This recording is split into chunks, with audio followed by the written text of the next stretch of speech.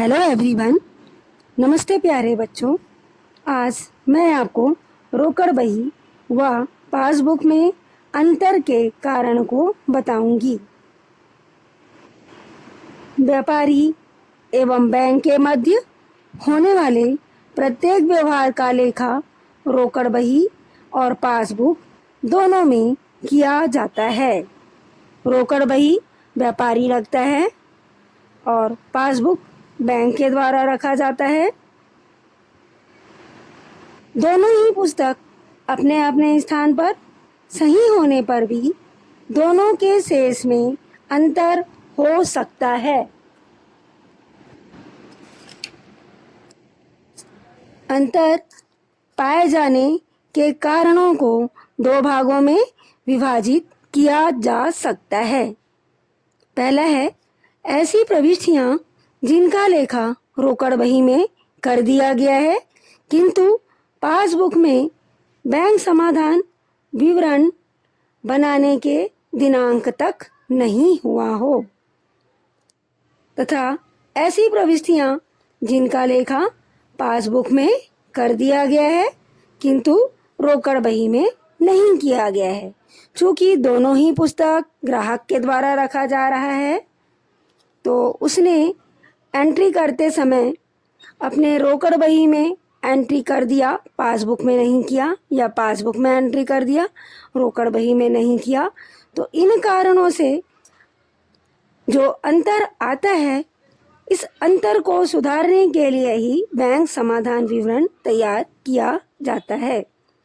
प्रविष्टियां जिनका लेखा रोकड़ बही में हो गया है किंतु पासबुक में नहीं किया गया है, ऐसी प्रविष्टियां कुछ इस प्रकार हैं।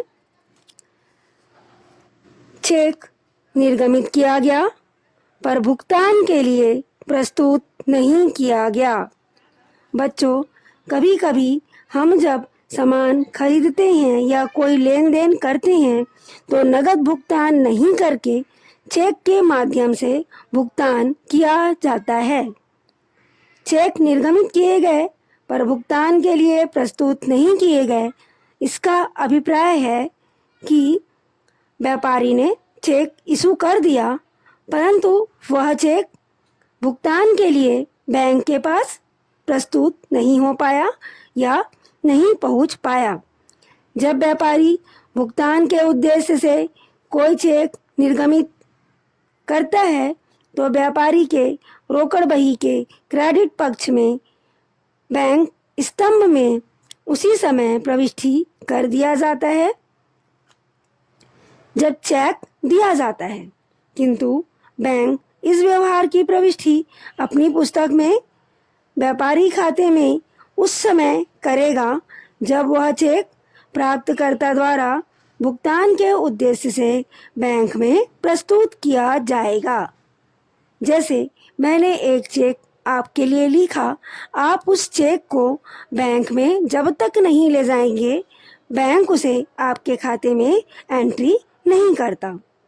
अतः पासबुक में ऐसे चेक का लेखा नहीं हो पाता और दोनों बहियों के शेष में अंतर पाया जाता है। इससे रोकड़ बही का शेष लेखा होने के कारण घट जाता है और बैंक में लेखा न होने के कारण बैंक शेष पूर्ववत रहता है। अतः दोनों खाते के शेष में अंतर आ जाता है। दूसरा पॉइंट है कलेक्शन हेतु या संग्रह हेतु बैंक में जमा किया गया चेक, ड्राफ्ट आदि का संग्रह न होना।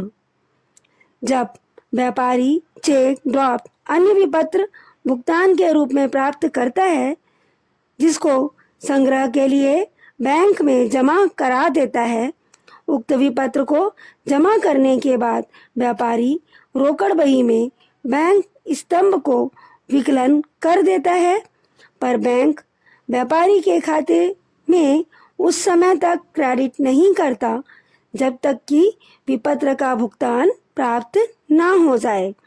विपत्र को जमा करने व उसके संग्रह में समय लगता है। परिणाम यह होता है रोकड़ बही में बैंक शेष तुरंत बढ़ जाता है और पासबुक में शेष पूर्ववत बना रहता है। बच्चों, इसका अगला पॉइंट मैं अपने अगले टॉपिक पर डिस्कस करूँगी।